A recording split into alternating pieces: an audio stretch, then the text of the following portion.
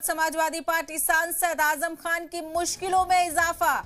2 मामलों में कोर्ट से इल्जामात हुए थे, अब चलेगा मुकदमा। आपको बता दें 26 मार्च को होगी यतीम खाने केस की अगली समाअत।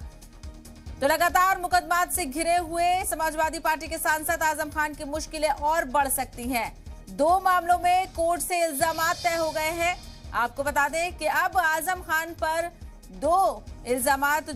2 मामलों में इल्जामात तय हुए हैं, उन पर मुकदमा चलाया जाएगा। 26 मार्च को यतीम खाना केस की अगली समाअत होगी। तो इस वक्त का बड़ा अपडेट आपको बता दें,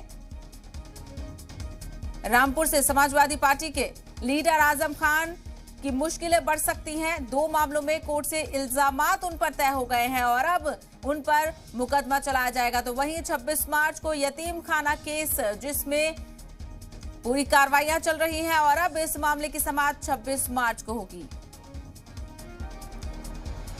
तो आजम खान के हवाले से इस वक्त का बड़ा अपडेट आपको बता दें।